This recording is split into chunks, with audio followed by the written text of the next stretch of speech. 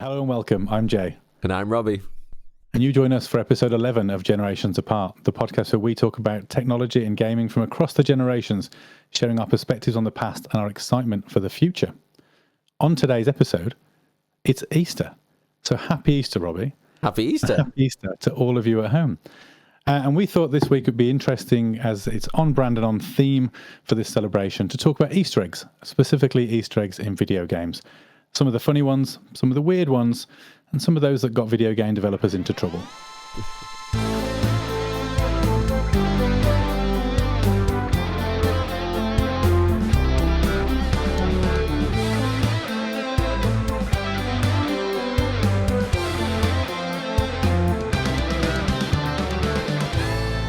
Before we get into that, though, Robbie, what's piqued your interest this week?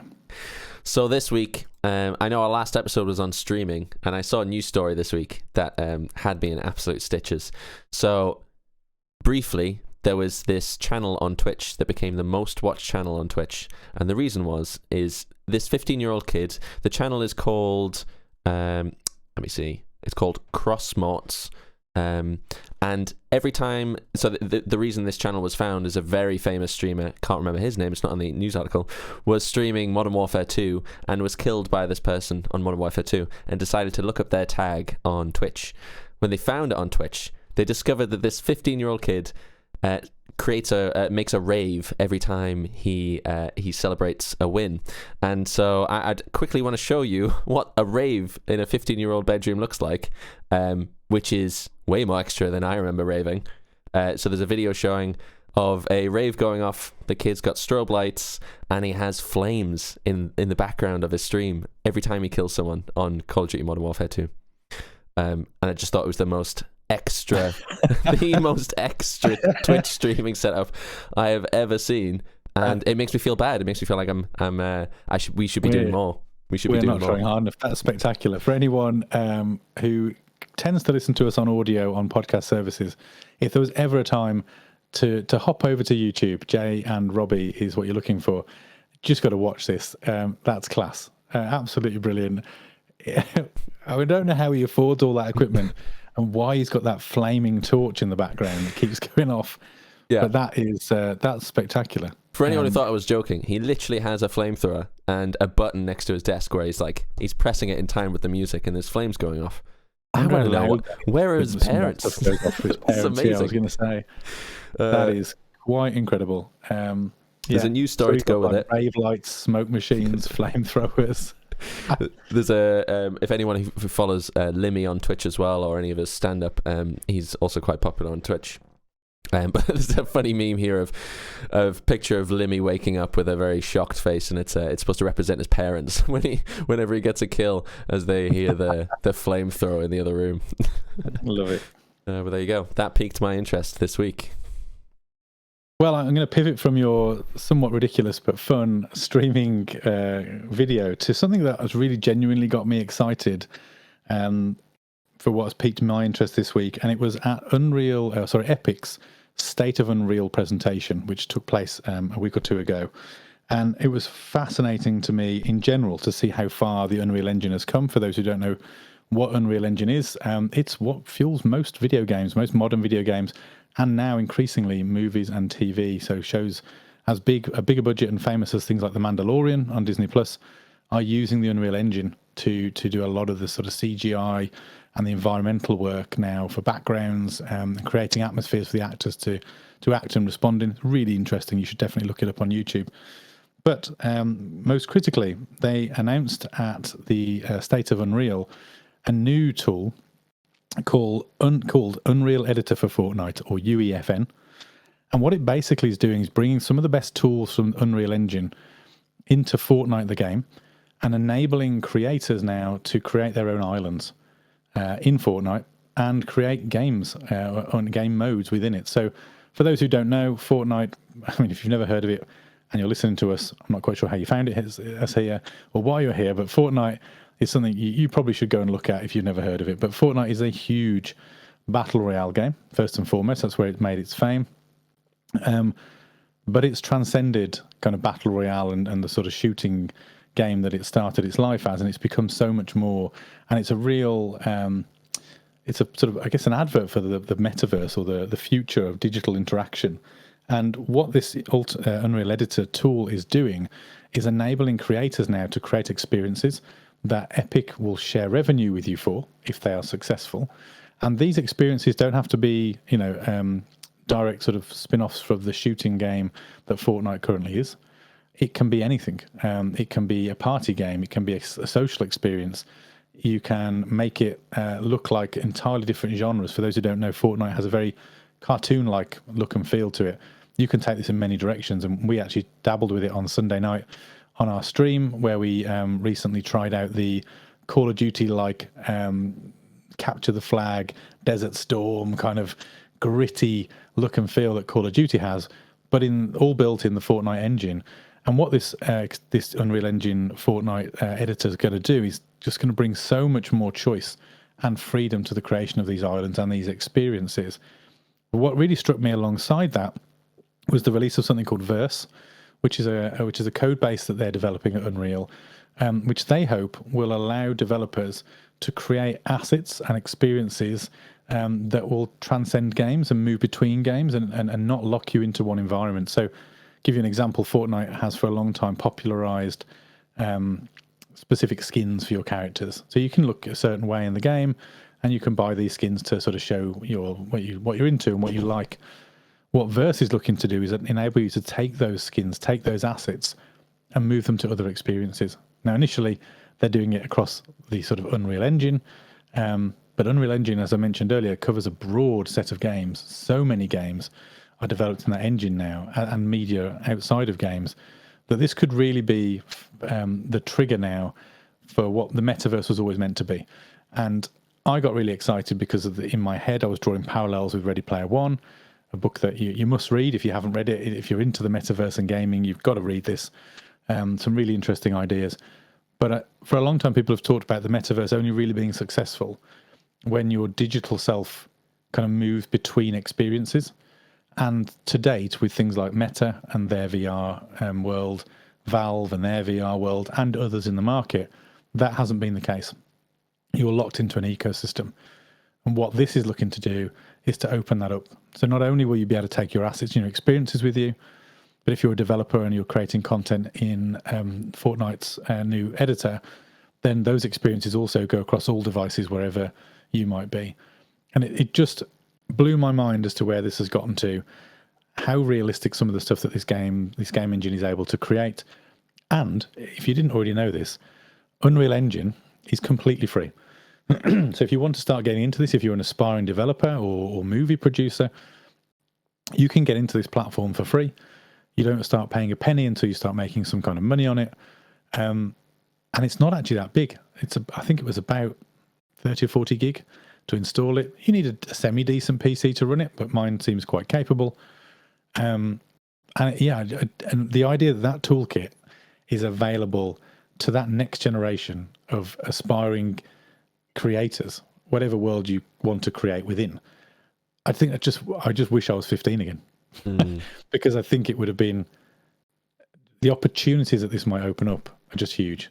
So I know we've gone from something kind of silly to me getting super passionate about a game engine, but I genuinely came away from that wishing for my time over again without being too dramatic, but also really excited about, what these experiences might start to look like. And perhaps for the first time, I'd started to think about the metaverse more seriously as being something that you don't need to strap a headset to your face to experience, and actually really seeing Fortnite as a tool and a platform that's now starting to open up in a way that a couple of years ago, if you'd have said to me, Fortnite, I'd have laughed at you as that game the kids play.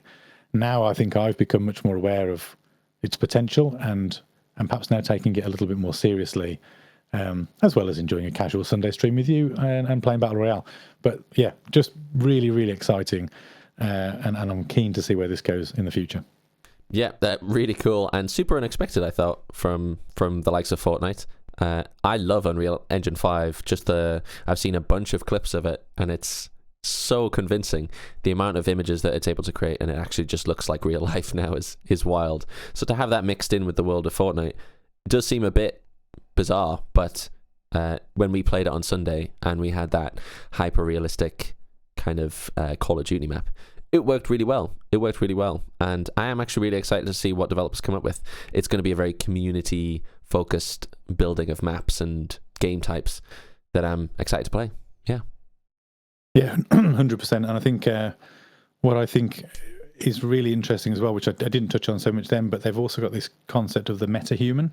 So they've got these photorealistic avatars that you can create for your games or your movies or whatever you want to use them for. And they were saying that normally, in order to do motion capture, you need an expensive rig and a really sort of beefy setup. Yeah. But they said they're now bringing this to your home. And okay, this isn't going to be as good quality as a proper full-on facial motion capture rig, but they show just using a phone and using like LiDAR and all of the kind of sensors in your phone's camera, how it was able to 3D map and capture a performance and then process it in minutes and then apply it to one of these metahumans. So you could very easily put your phone on a camera stand in your bedroom, act out a scene, and then apply those facial animations and your voice acting to this character. And in a few minutes, you've gone from, voice talent and an actor to on-screen rendered photorealistic character in your video game. Just, wow. That is really exciting to see. I think it puts it in the hands of fairly low budget creators, and there's only good that's going to come from that. The sheer amount of content that will start to appear with that stuff is going to be really cool. I'm excited as well for that to come to not just gaming, but kind of short stories and short movies and things like that, where people have fairly dramatic scenes and do all the acting at home. And I really enjoy like short stories that are animated. There's a series on Netflix. God, the name escapes me, but it's about robots. Love, Death, and Robots. That's what it is. And it's all different types of animation style, and you can just see those kind of short stories coming out from some of those them tools that are available. Imagine when, and if this isn't already happening, it may well be. So, please let us know in the comments if you're watching us over on YouTube, or get in touch with us somehow and tell us if this is the case. But what about when YouTube content creators or TikTok content creators start using this technology to advance their storytelling as well?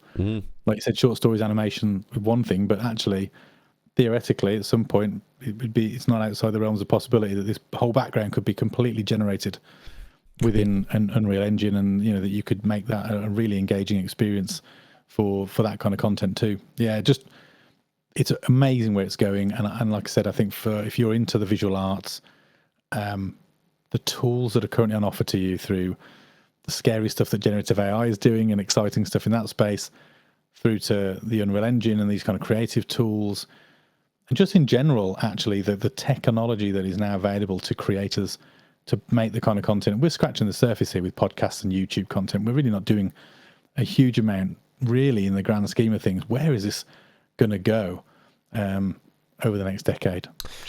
Well, there you go. Maybe we should start making our own games, and maybe we should. Fortnite maps. Maybe we should. So let's get into the content of today's episode, which we have said already is going to be all about Easter eggs. And I thought I'd start with a little bit of context in case you don't know what a video game Easter egg is. So first of all, a bit of credit. I sort of stole this description from an article on Sprout Social by an author called Ronnie Gomez. So just a couple of brief descriptions, but I like to give credit where credit is due. These are not my words. So what is an Easter egg? So a digital Easter egg is a hidden message or feature found in a digital works, like a video game, website, or a movie trailer. The first in video games, which is heavily referenced in Ready Player One, was actually in an Atari video game called Adventure, where the programmer was basically looking to give himself some much-deserved credit for his work. So he buried a particular level that you could only access by performing certain commands, that once you got into this room, basically had his name plastered down the middle of it. Nothing else. But that was the first known video game Easter egg. And actually it's referenced heavily both in the movie Ready Player One and in Ready Player One, the book. It's like an anchor point for one of the key story beats. So a really popular one. I looked into sort of why people do them, and there's some various sort of logic as to why. So first of all, people talk about creating reward for the player. So, think about like a chocolate treat, relevant at Easter. When you discover them, you're rewarded by its contents, the surprise of finding this thing you weren't expecting. They're great for engagement these days from a social media perspective. So they keep a conversation going, or they create a conversation. In the first instance, people discover them, and then they generate lots of interest on social. They share for the first time, and they get the recognition for being the first person to show it. But of course, the byproduct of that person getting loads of social media attention is that the game also gets loads of attention. So there's a nice spike for both parties. Yeah. Which is really interesting as well. I think it's worth mentioning that there are hundreds, thousands of Easter eggs littered through video games over the decades, and movies now. The MCU, or the Marvel Cinematic Universe, they lean on Easter eggs heavily. Yeah. There's a lot of Easter eggs in their movies, and they're usually fan nods and things like that. There's Star Wars ones as well. I'm sure I've seen a bunch of those. Star Wars, yeah, absolutely. But really, I think for me, what we've tried to do, or what I've tried to do here, is to pick out some that I remember, some that I just thought were really interesting when I was doing some research. I've picked out some big ones that people will no doubt have heard of, or at least have heard the game or the franchise, so you can go and try and find them for yourselves.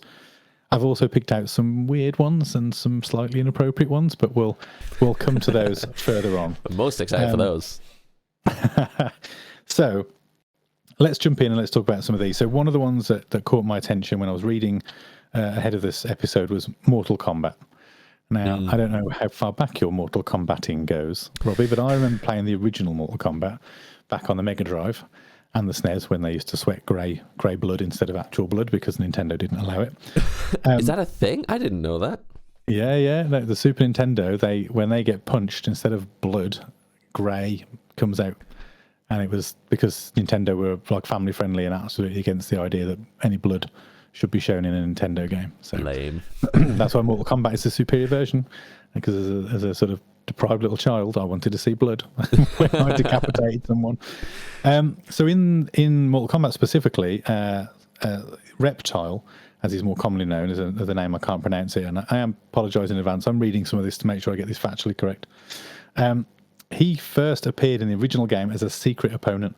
So unlocking the battle with him was the only way to fight in the Spike Pit arena as well. So he was a unique character with a unique fighting environment. And in order to do so, you were required to fight an opponent in single player on the bridge arena. You had to get 2 flawless victories back to back and then unleash a fatality at the end of the second round. That's bloody hard to do in Mortal Kombat. And after that, your next fight would be with Reptile in the Spike Pit. So you didn't really get him. Specific. Yeah, you didn't get to play with him. You just got to fight against him. And it triggered for me a memory, and actually an enjoyment that came with a lot of the fighting games back in the day. You don't see it as much now because you often find that you can unlock things by just paying for the DLC, and you broadly know what's there because it's on offer in multiple ways. But I used to love just playing these games and discovering and unlocking characters. Tekken was another great one. Tekken 2, I think, or Tekken 3, I remember spending hours and hours completing the game as every character, because every character unlocked a different new character. And every character had like an Easter egg at the end, which was like a cutscene, which had been rendered in CG, which back in the PS1 days was like a marvel to see. So that one really caught my eye. This one's a bit sadder in a way, and I'm going to butcher his name. Kazuhisa Hashimoto. I apologise if I haven't got that quite right. He was responsible for porting a game called Gradius to the Famicom, which was Super Nintendo, but the Nintendo, as it was named. Super Famicom was Super Nintendo. The game was extremely difficult. So he inserted a code into that game that would allow him to finish working on it. And that code was up, down, down, left, right, BA, start.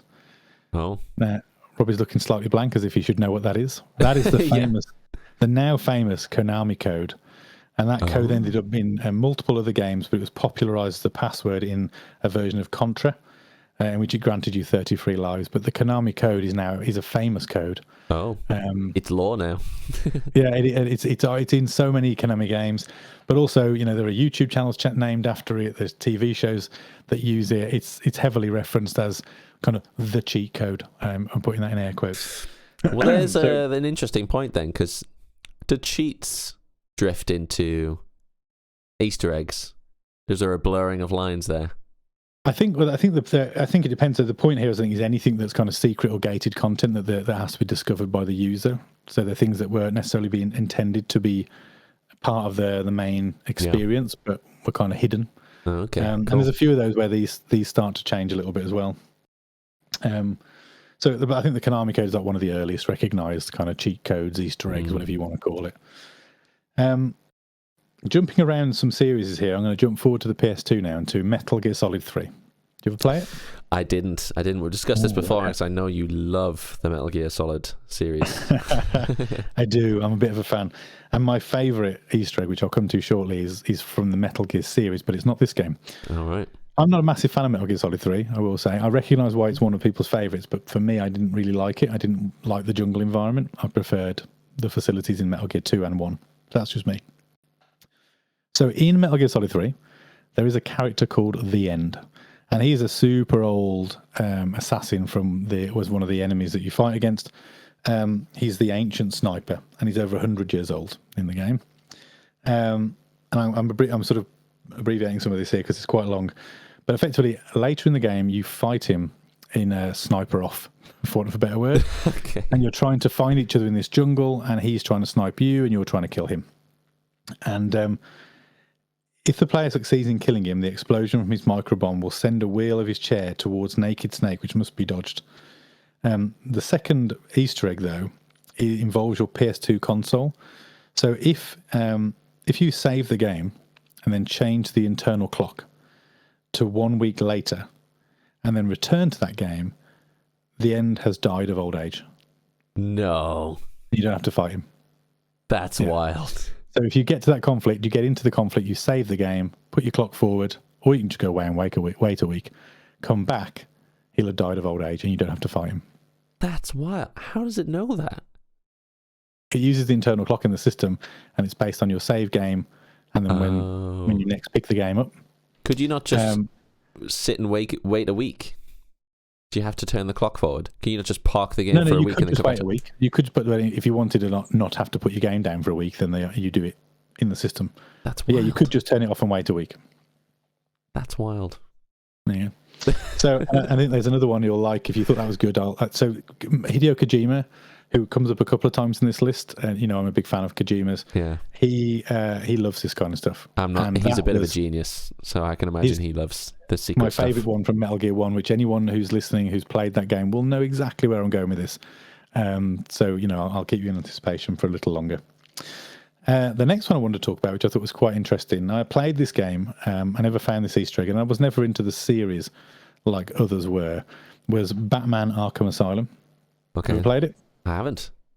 Really? My good Robbie. You've got to try it. Arkham Asylum's great. We've established this before. I'm not a proper gamer, apparently. So, Arkham Asylum is Rocksteady's first Batman game, and it's really brilliant. I mean, I'm not a Batman fan myself, but I love that game, and I complete very few games because my attention span's not great. I finished Arkham Asylum, just the right length. I would say it's probably something like 7 or 8 hours. I think maybe slightly longer. There's 2 sequels that followed it: Arkham City and Arkham Knight, I think it was. But in Arkham Asylum, in the warden's office in the asylum, if you put 3 explosive gels on a specific wall, you can then blow the wall up, revealing a secret room. And in that secret room, using your detective vision, contains various hints towards the game Arkham City, which at this point hadn't been announced, including concept art for the game, which really just shows how confident Rocksteady were in their first title that they had hidden clues to the sequel in the first game. That is many people never found this, and I think in the end, Rocksteady, the developers, actually showed how to do it because no one had found it. Because I guess you'd have to be quite specific to throw 3 gels against a particular wall and try and blow it up. There was no reason to do it. It was one of those things that you'd only find almost by accident.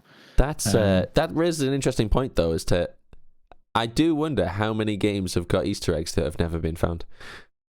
There's probably loads. And there's regularly articles on that do the rounds in the gaming sphere where someone's found something after 10 years that hadn't been found, or some sort of difficult level. And I guess actually I've not got it in my list here, but I don't know where you fall on this.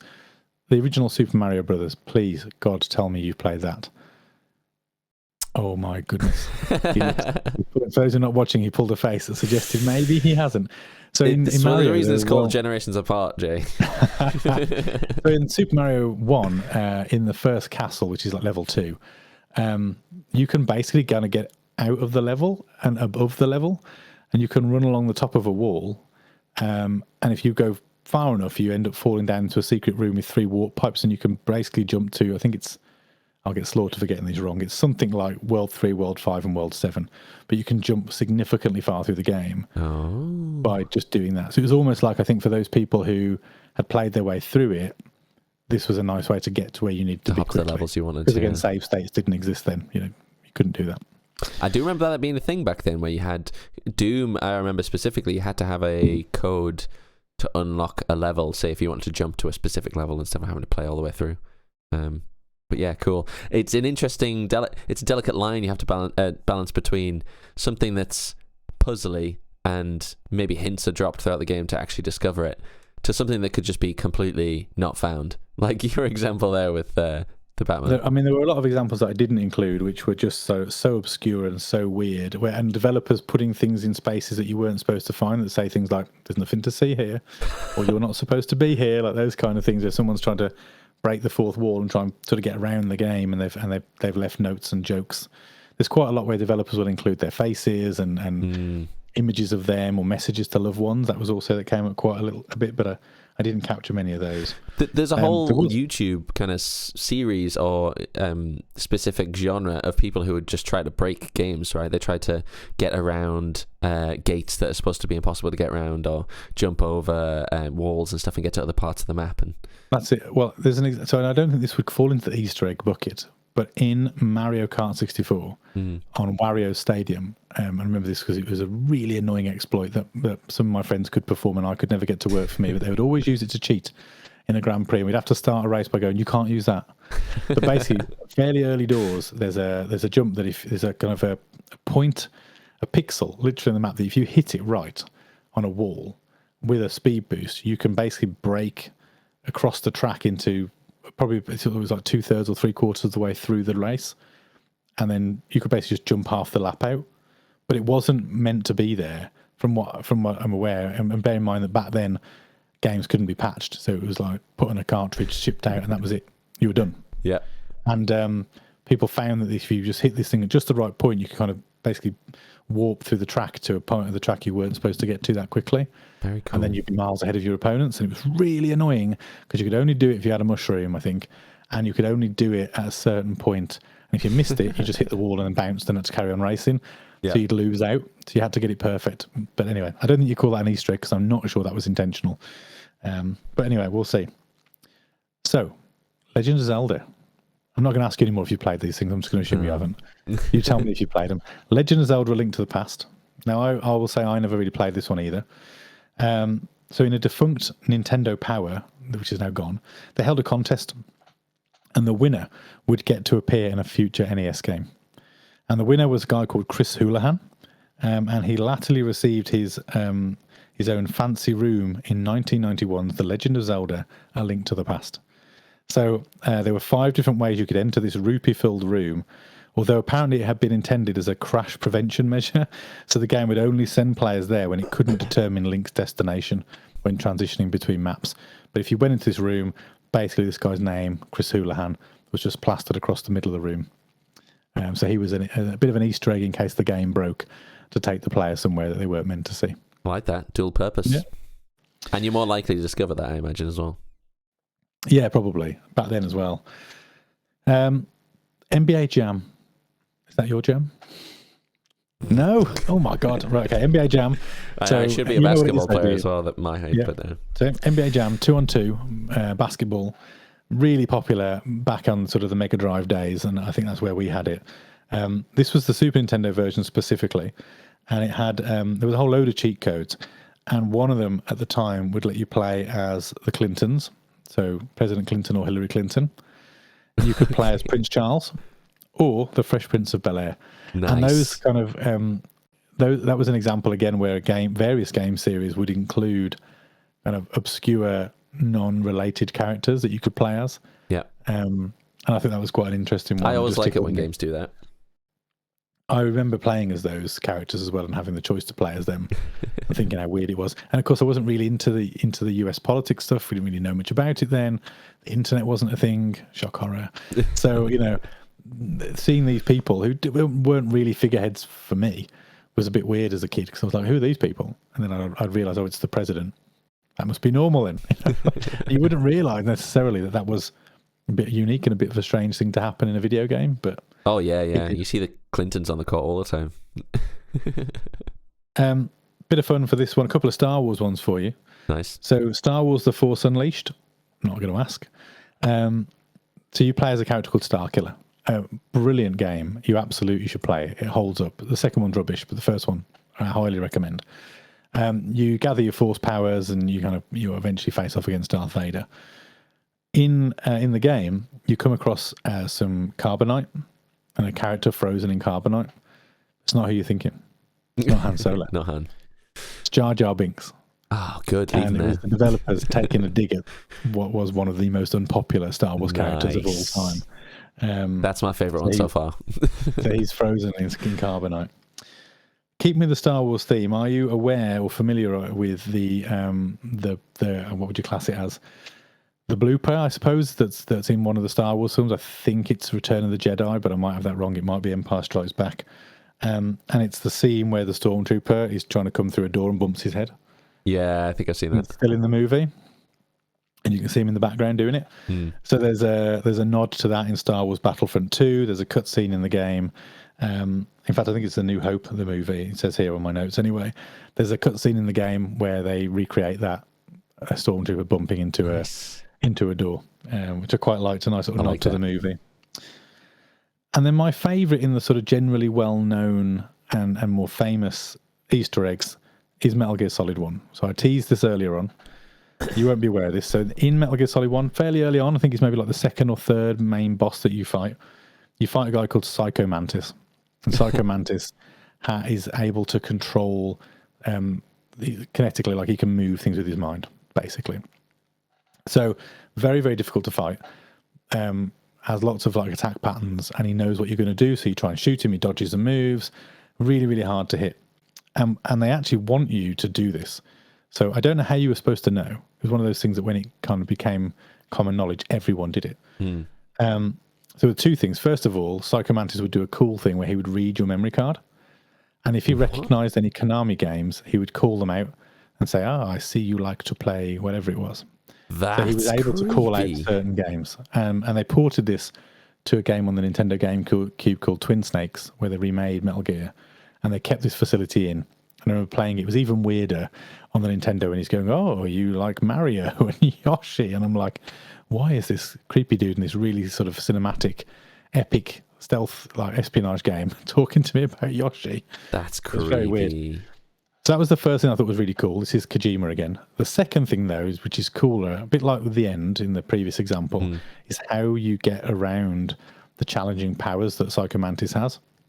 So he couldn't read your mind if you put your controller from port 1 into port 2.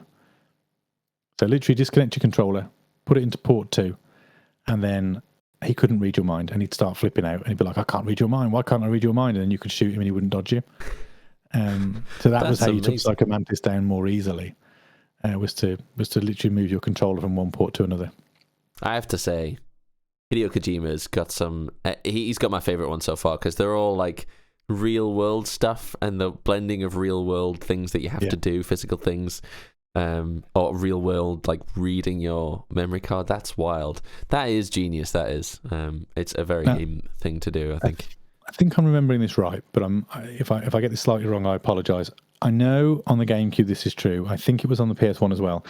If you had a DualShock controller, he could also recognise that, and he would tell you to put your controller down, and he would say, I'm going to move your controller with the power of my mind, and then he would make the control rumble, and it would shake across the desk. Oh my god, yeah. That's right.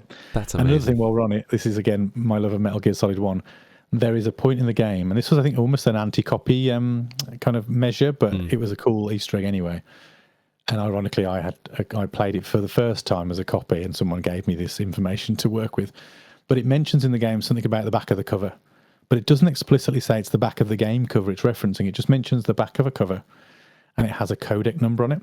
Yeah. And in the game, the codec is like the frequency that you communicate on. Uh-huh. And in order to talk to one of the characters that you've not long met, you need to get this codec number, but it's on the back of the pack. And, you know, you've got it doesn't say turn over the game box and break the fourth wall, but it suggests that this code is somewhere and you should have seen it by now. And actually, it's on the back of the pack. So it's on the back of the physical game box. There's a part of the background graphic is the codec included.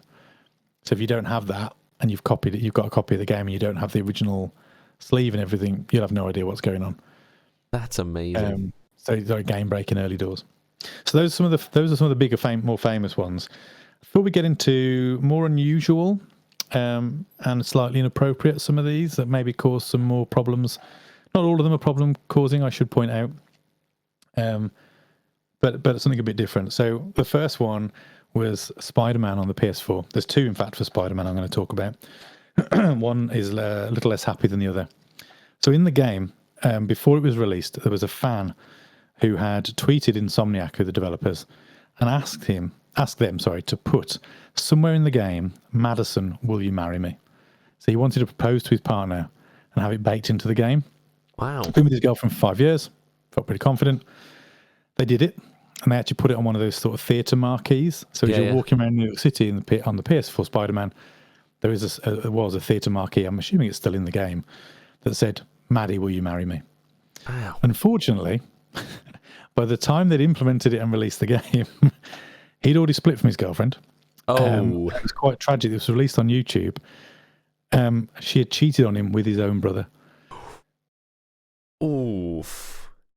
So that's an example of maybe an Easter egg backfiring slightly, because as well, everyone wanted to know when the game came out, did she say yes? Or what was the outcome? Oh, that's tragic. And of course, he had to release his video. Everyone will have asked him as well. He was that guy, and no, because of what had happened. Poor bloke. Yeah, pretty brutal. If he pulled that off, though, man, that would have been something special, epic, wouldn't it? Would have been great, and I'm sure that's what the developers thought as well.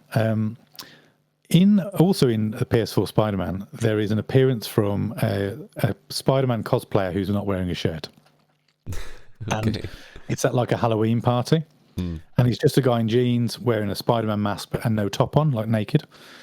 And this is a reference to a YouTube channel that I watch. Actually, I think I've mentioned to them before. They're a channel called Kinda Funny, and they've got one of their founders and sort of key content creators is a guy called Greg Miller, and he used to work at IGN, kind of founded this Kinda Funny. They've done really well for themselves. They're a really good bunch. And he was championing and been messing about on a lot of his videos, playing as this shirtless Spider-Man. So he would emerge on one of the podcasts that they do, jump on the desk without a shirt on and with his Spider-Man mask on, and kind of proceed to try and convince everyone that he was Spider-Man, he was shirtless Spidey, and he wasn't Greg Miller, and all this kind of stuff. It caught the attention of the developers, and they actually put in the game a guy dressed as or cosplaying as shirtless Spider-Man, almost That's making him canon in the Spider-Man world. They don't call him Greg Miller. He's not referenced by name. No. But he was placed there, and then it became a big thing on Kinda Funny's channel when it launched, and they found him, because I don't think even Greg Miller knew they'd done it until he found this, until people started tweeting him pictures of shirtless Spider-Man, because you have to interact with him as part of one of the missions. Unbelievable. I thought that was a lot of fun with developers kind of building social media almost. It's a good way to interact with the kind of community as well, isn't it? The fans, and pull people in. It's a really, I mean, they're a popular channel, specifically a sort of PlayStation focused channel, or at times they're PlayStation focused. So I think it was a really clever marketing ploy. Yeah. But also just really cool as well. Yeah. Imagine being Greg Miller in that. I mean, great, wouldn't it? We've got to get ourselves in a game, I think. We've got to get ourselves in a game somehow. Get ourselves in the game. Yeah. Some game. I mean, I could be any generic bald guy with a beard, couldn't I, and claim that was me? Could do. I don't look particularly unique. So this one is about Donkey Kong Country 2. And this is more about the developers throwing shade. So you might know that back in the Nintendo days, Nintendo and Sega were going head to head. Yeah. And, it was Sonic versus Mario, it was Battle of the Consoles, Battle of the Mascots. So in Donkey Kong Country 2, there's an area where you're given like a progressive ranking based on your completion status. And there's like tiers to how good you've done the game. And it's like Mario, Yoshi, Link, etc. There's also a trash can, and over that it's called the No Hopers, and all that's next to it are Sonic the Hedgehog's red shoes, Earthworm Jim's gun, and then a depiction of this like trash can, as if these things have just been dumped and left behind. Nice. So and there was no obviously direct reference to them in name, but there were very clearly these iconic objects that related to those characters, and it was the Nintendo developers having a subtle dig at Sega and these other mascots. I love that. The throwing shade between developers is pretty funny. And there's probably loads of examples of that we could go back over. But, I swear I've seen some before. I just can't. None of them are coming to mind. Well, I was going to say, if you're listening to us on audio, great. Thank you very much for being here. And but I would encourage you to hop over to YouTube, and we'd love you to get involved in the conversation. Actually, I've got a selection of Easter eggs here, a few more to go through, but they're by no means exhaustive. I'd love to know some of the Easter eggs that either you remember or you've discovered, or the just famous ones that I've missed here that you think are worth a mention. So drop some in the chat, and we'll try and pick them up in a future episode and call a few of them out. So we're going back to Hideo Kojima of sorts. And this is a slightly more tragic story for me. So you might not know, but at the end of development of Metal Gear Solid 5, Kojima Productions and Konami had a massive fallout, and Kojima left. Yeah. And I think they'd almost finished or near enough finished Metal Gear Solid 5, but they were also working on what was to be a doomed game called Metal Gear Survive, which is a really terrible spin-off, really bad, of the Metal Gear series. But it used the new Metal Gear Solid 5 engine, which was really a really advanced game engine and really popular. During the opening cutscene, there's a clipboard full of code names. And if you read the first letter of all of the surnames down the board, it spells out KJP Forever, which is a reference to the Kojima production team, which worked on the game before the split. Oh, which is really that's really sad. And I apologise for the constant throat clearing. I'm struggling a bit here. Sorry. So yeah, it was a really, really sad, and that's a terrible game as well. Unfortunately, it was bargain bin very, very quickly. Oh, even worse. That's such a shame. But we'll pivot, because after he left Konami, he formed his current developer group, which I cannot remember for the life of me. What's it called? Anyway, their game franchise, I know Christina likes, which is Death Stranding. Yeah. There's probably loads of stuff in Death Stranding, but I'm picking on one funny one that made me laugh, and given that I've said this is about inappropriate behaviour, there's a reason for that.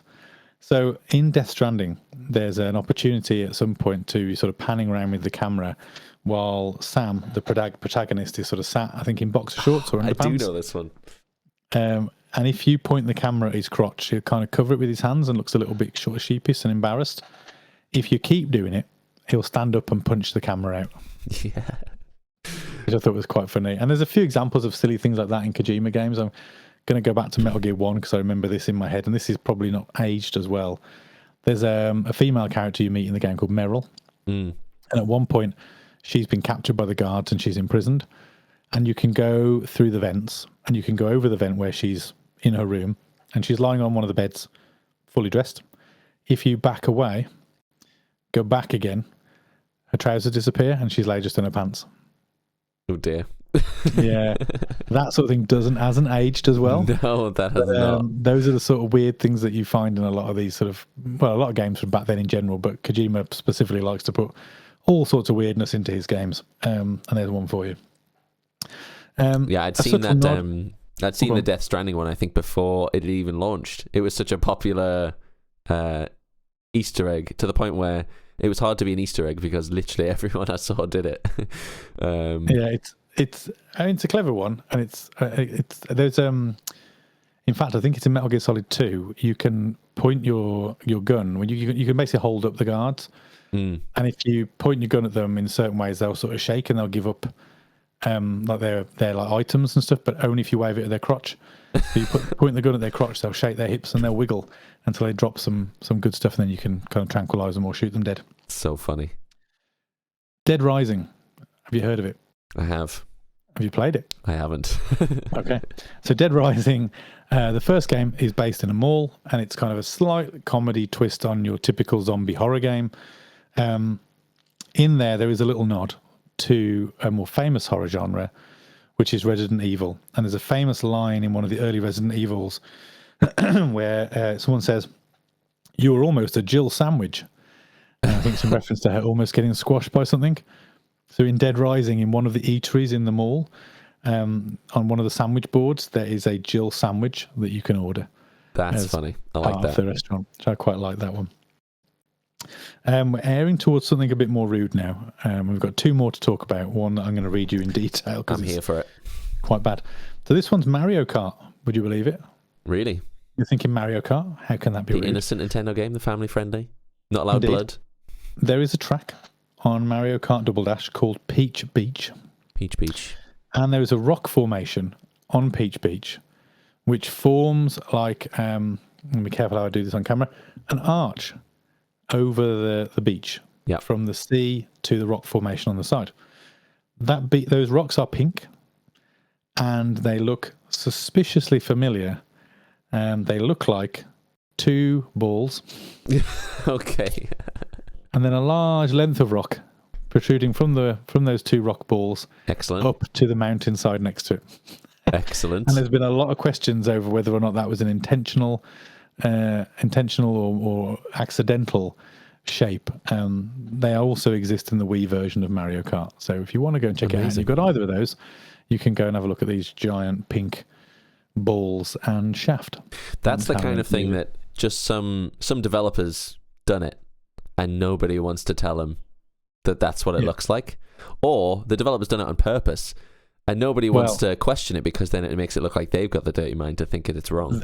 Again, a simple Google search will show you some other examples of where similar imagery has appeared in other games Yeah. where perhaps it shouldn't. You could have fun as a Which developer. unfortunately is something that men are badly labelled with. Apparently we all like to draw it.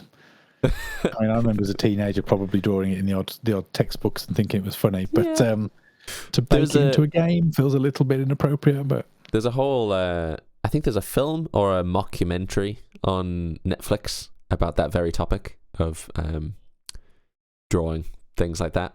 oh, really? Yeah. So I've only seen the trailer for it, but it looks hilarious. But yeah. Okay, so I'm going to wrap you up with, and I'm going to read this one in full because it's quite interesting. This one actually had a serious impact on the gaming industry, and there were some serious ramifications for this. If I say the words hot coffee to you, does it ring any bells? It doesn't. Okay. Is that a game or was that the thing? No, this is the thing. So for those listening who might already know where I'm going with this, we're talking about Grand Theft Auto, unsurprisingly, specifically San Andreas. Okay. Played a lot of San Andreas. You'll be happy to know. And this is direct from Wikipedia, so I'm going to read it to you. The player, as CJ, so in the picture that I excluded here, is engaging in the hot coffee mini game. So it's a mini game that got called Hot Coffee. It's the unofficial name for a mini game in 2004's action-adventure video game Grand Theft Auto San Andreas by Rockstar Games. While it wasn't playable in the official game release, the modding community discovered the hidden code, and then when enabled, it allowed protagonist CJ to have animated sexual intercourse with his in-game girlfriend. Wow. Now, that doesn't sound that bad, does it really? Like, well, big whoop. Yeah, I mean, there was lots of stuff in that game that was not There were PC. already worse things in the previous, some similarly bad things in the previous games, but they were alluding to intercourse rather than actually showing it outright. Yeah. This animated it. In fact, there's a game. Oh, what's it called now? I think it's called Fahrenheit on the PS2. Right. Which was like sort of supernatural kind of horror-y sort of game. And I played that with my mate back in the day. And there's a really awkward scene at the end where the protagonist and one of the female characters just decides before the end of the world they should probably have sex. and they start doing it. Only throughout this game, one of the methods of interaction has been these kind of, what would you call them now? There's a term for it. Where an on-screen button prompt comes up and you have to press them in a certain order. Or like Guitar Hero, but for pressing the button in the right way. Yeah, but there's a name for it. It's like interactive cutscenes or something. Yeah. But anyway, not only do you have to watch these two characters, polygons, getting it on, you have to instruct it and do button presses to keep them doing it in the right way to finish the scene. And I remember just sat with my mate going, I'm really sorry, this is awkward. Like, This is kind of like watching, something on a movie with your parents. I'm like, I don't need to be watching this with you, and I certainly don't need to be pressing X at multiple points to interact with it. That's a step further, isn't it? When it gets you involved. Yeah, I didn't want to see it, nor did I need to interact with it. But it's at the end of a game called Fahrenheit, which has a different name in the US, and I don't know what it is in the US. But anyway, so back to Hot Coffee. So, Rockstar Game president Sam Houser wanted to include, apparently, more role-playing elements in San Andreas, while also pushing the Grand Theft Auto series' controversial reputation. The development team was forced to curtail the nudity and sexual content of the original Vision to obtain a mature rating from the ESRB. Rather than removing the content, the developers made it inaccessible to players. Modders discovered the code on the game's PS2 release, and when San Andreas was released for Windows, a modder by the name of Patrick Wildenborg disabled the controls around the code. He released this modified code under the name Hot Coffee. The discovery of the minigame resulted in intense legal backlash for Rockstar Games and their parent company Take-Two Interactive, and while both companies remain mostly silent on the matter, Rockstar released a statement claiming that modders were responsible for the minigame, and the ESRB re-rated the game adults only after an investigation, while the game was banned entirely in Australia until the explicit content was removed. Rockstar Games and Take-Two received a warning from the Federal Trade Commission for failing to disclose the extent of graphic content present in the game, while a class action lawsuit alleged that the company misled customers who believed the contents fell along the lines of mature rating. Hot Coffee had a major impact on the video game industry. Rockstar Games' refusal to publicly comment on the matter was poorly received by the industry and modding community, while the ESRB announced fines of up to $1 million for game developers who failed to disclose the extent of their graphic content.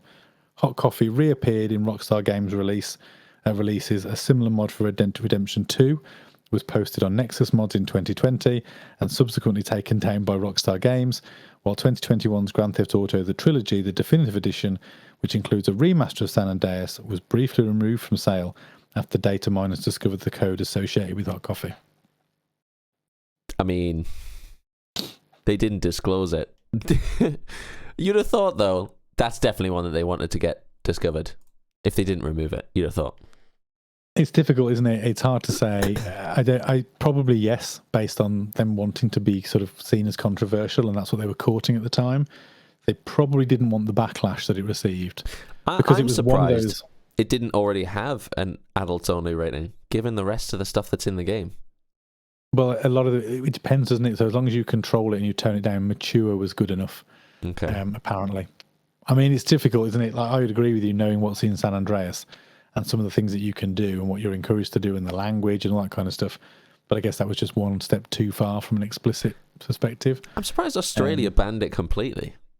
That seems... Australia's got a reputation for doing that, though. They're much harder. Yeah, there's a number of games over history that have been banned there or been heavily altered. I think it's South Park, it's either the Fractured Butthole or the Stick of Truth. One of those is heavily censored, and the versions that you get in other countries are very different. Yeah. We could have a whole session on censorship, because there's... game censorship, remember the Call of Duty got into loads of trouble for that one episode, the one level in one of the Modern Warfare 2, where you I remember that one, the airport. Led into an airport and you have to slaughter a bunch of civilians. Yeah. Which is weird, because it also comes with an option to choose to skip that level. Yeah. So it's like, would you like to slaughter civilians or skip? Yeah. I'll be honest to say, I chose to do the level because I wanted to see what all the fuss was about. But by the end of it, I was like, oh. Well, I was out of the age that I didn't read notices. I was just like, keep going, keep going, keep going. No, I don't want to skip. Yeah, why would I not want to see this? Yeah, when as a kid, it's even worse, isn't it? Because a kid, you just, you want to watch the 18 movies when you're not old enough. You want to get access to things you shouldn't be seeing when you're not old enough. You're going to absolutely want to do the thing that you probably shouldn't. Yeah, it's like don't press this red button. Yeah, I was going to say it's literally the big red button, but in game. So there you go. Those are my kind of selection of Easter eggs that I thought would just make for an interesting chit chat. Nice. There's loads more. Like I said, you could go on for days covering these, but these are the ones that kind of caught my attention. They're related to games that I remembered from the time, and I just thought they were a bit of fun to talk about. But I really enjoyed hearing them. There's some way more than I thought there was. I didn't think it was as prolific in games. But I do have one game that I was going to mention as my kind of the one that I could bring to this conversation. And it's really the only one I could remember. And it was back in my early to late teens. And I was obsessed with Call of Duty at the time. And Call of Duty had a habit of doing lots of Easter eggs. Pretty much every game, there would be an Easter egg. Or in fact, when I get to Call of Duty Zombies, which is where this particular Easter egg was, almost every Call of Duty Zombies had its own Easter egg. And they also had a very good relationship with Avenged Sevenfold, the metal band. I don't know if you played it or remember at the time, but this particular Easter egg was on a map called Call of the Dead, and it was a really good map. It was a really special one because it had celebrity guests on it. So they had, I just have to Google some of these names to remember who they are. Robert Englund, who is an American actor and director. They had Michael Rooker, who is, if anyone's seen The Walking Dead, it's Dale. Oh, actually, he's in Marvel as well. He's in the guy who whistles with the... he's the guy... Oh, Yondu. Him, yeah. He's in it. Sarah Michelle Gellar was in it, so Buffy the Vampire Slayer. And Danny Trejo, Machete, was in this episode. They were the 4 playable characters that you could play in this Call of Duty Zombies. At some point, we should try and dig this out and play it, because it was an excellent game, and I love Call of Duty Zombies as well. But this one, there was a series of challenges, and I didn't get time to look up all the different challenges, but basically it was like puzzles across the map. You had to turn this knob specifically 45 degrees that way. You had to turn on this light. You had to flip this switch, and they were all being complete opposite sides of the map. Which was a fun interaction because you're also trying to survive these zombies while doing these Easter eggs. So it's kind of a deadly way to play the game, as you're just running around trying to flip these switches and trial and error, do these certain challenges. But the Easter egg that you got at the end was an Avenged Sevenfold song would start to play.